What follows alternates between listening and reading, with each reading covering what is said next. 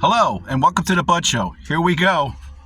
Let me tell you, it's been a rough week for me. A lot of things going on and kind of difficulties and things that I just can't figure out. A lot of negative things have been happening to me, some positive things that I've learned through that. One of the things that I wanted to say, hopefully I won't get taken off the air, I tried to put a video up last week about being humble and stuff like that.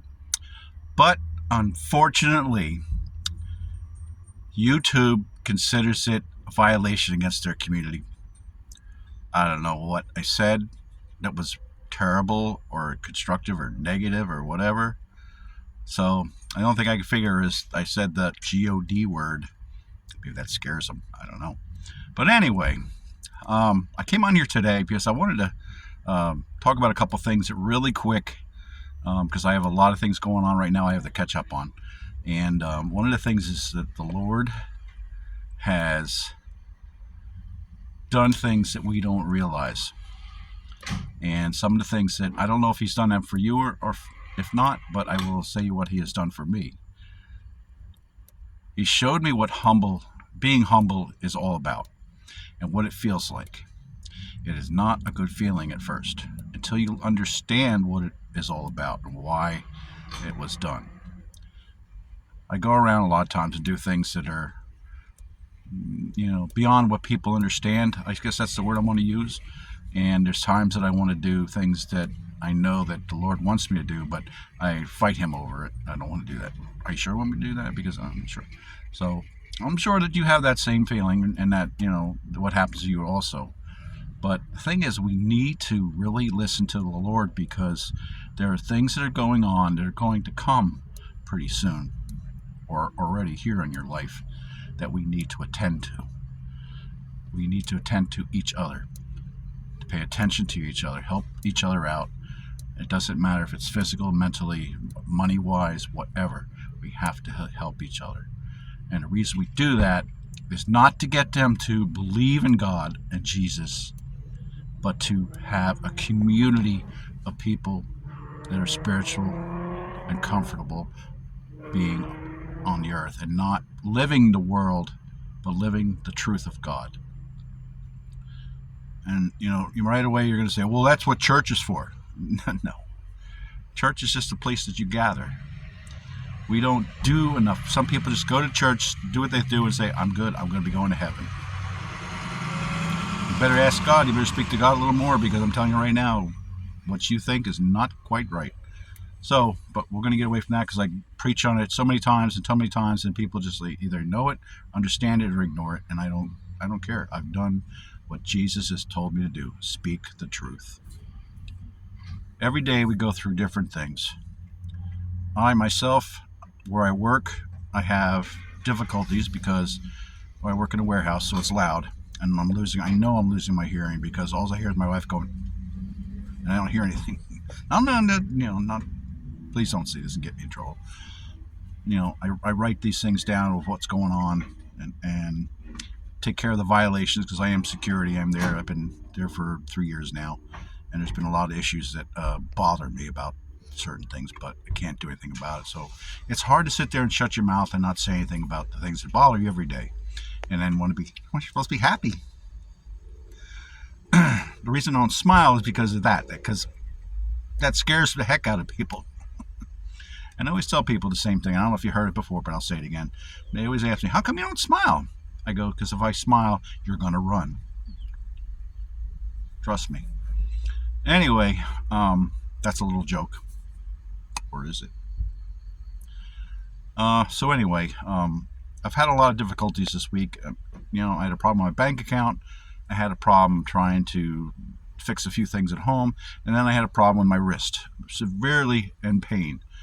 Terrified that it was carpal tunnel syndrome. All these things that I'm like going through my mind. Like, oh, great. Now, or what if it's cancer? Or what if I broke a bone? And what if I can't? Because I just my wife got me for Christmas a nice, beautiful guitar. And I need this hand to do the chords. So, all these things go through your mind. And I was kind of to the point where I was blaming God for What did I do wrong? Why are you testing me? Why are they? What did I do that I offended you? All these things that I'm saying, and then in one moment it dawned on me: why am I testing God? That is the worst thing you can do. Say, yo, what are you doing? What are you doing up there? Why are you doing it? Remember in the Bible, the book of Job, where most people go Job. It's not Job, it's Job. What happened to him? That came right into my mind very quickly, and I went, I don't want those same things to happen to me. So I'm going to shut my mouth and pray to the Lord and do the things and be an obedient servant to the Lord. People they don't like that word. Oh, obedient servant. I'm not going to be a servant. I am not a slave. That's not what it means.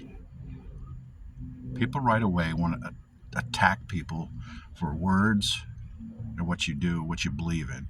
And we got to stop doing that. Because when the Lord comes back, and he will, we're going to be surprised going, oh, how come he didn't come see me? Because he doesn't know you. You only know yourself. And when you're selfish, the Lord doesn't want to be bothered with you. Everybody's like, oh, I'm going to do this, this, and this. I'm going to go into heaven, and I'm going to be great. And it's the same thing I go over every single time. And when I talk to people, it's like, oh, I guess what I did? I went and helped a homeless person. Well, what'd you do? Oh, I gave him some money. And? Well, that should be good enough, right? No. We have a lot of, speaking of homeless people, we have a lot of homeless people in this country. And it's increasing. The thing is, we don't see them because they're not the kind of people that go, well, I'm going to go lay out on the sidewalk so people see me. They're not going to do that. It's an issue of, I guess, pride, humility, all these different things wrapped into one. I mean, when you have everything and you lose it, all of it, your house, your food, your money, your job, everything, place to live, your responsibilities, your respect, people respect you, it's all gone. That is very hard to get back. But we are disciples, no matter if you believe that or not. God said, you are my disciples. You're supposed to go out and preach the word, find the lost, and bring the lost people back to me. And we do that through being helpful to people. Not just once in a while, every day, until we can get them back on their feet.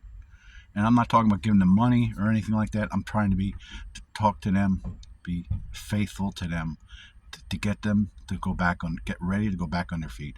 Because you could be knocked off your step stool, and you could be put back up on that step stool again by the help of man, which is a terrible thing that I think in my mind. I don't like to hear that word, man, because mankind has turned really ugly, and it's terrible that I see these things every single day. So I'm going to stop right there. I don't know what the message was today, but the Lord has pushed me to say what I'm saying, and I'm not even sure if it makes any sense, because I'm going to look at this later and go, huh? But the thing is, and let me put it this way. The Lord will tell me to say certain things, buzzwords, I guess you might say, so that if you're having a certain problem or an issue in life right now, whatever I said is probably what he's trying to tell you as an answer. I don't have the answers. I don't know who you are or where you're from or what your situation is or how close to God you are or not close to God. But I am here to be a servant to God to help you understand what needs to be done in your life.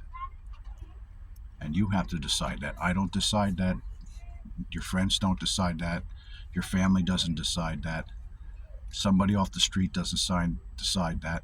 It's you. You decide. You have to make the right decision, though. Because remember, God gave us free will. So we decide on our own. But we have to think about it and make sure that we do it right the first time. Because if we do it wrong, you're going to know why you did wrong and what you did wrong. And you just have to correct it. I think personally that I've gotten, what has happened to me in the last couple of weeks is that I've turned off my path to see what other things are out there, what's going on, maybe something's better for me. We shouldn't do that. God gives you a path. It's not going to be great. It's not going to be the perfect paved path to be walking on. There's going to be rocks. There's going to be holes. There could be glass and nails and all kinds of things. You walk around these things. You get around these things. But you have to move forward in life. You can't sit and do nothing in your life. Because when the day comes, and he's going to come back. Jesus is going to come back. We have that promise from him. And that promise is true. I've said this many times. Man tells lies. God tells truth. And if you live in the world, and you don't understand why my life is terrible and why things don't happen for me and why everybody's doing this and everybody's doing that, because you're living in the world, which basically lies and destroys your life. We have people that drink and drugs and steal and rob and kill and all these things because they don't have God in their lives. It's that simple. They have the devil in their lives. They have demons in their lives that control their bodies, their minds, and their thoughts and their actions. That is what's going on. See, when I thought I was done, Jesus said, oh no, I still got more for you. I want to thank you for your time, and I appreciate your patience and listening to me, or listen to me go on, ramble on a lot of times. It's just the way I do things, and I'm not going to apologize for it, because that's who I am. That's the way I was built. Thank everyone, and I want to say God bless you. Happy Thanksgiving, and Merry Christmas that's coming up, and Happy Hanukkah, and all these other things that are coming up in your lives.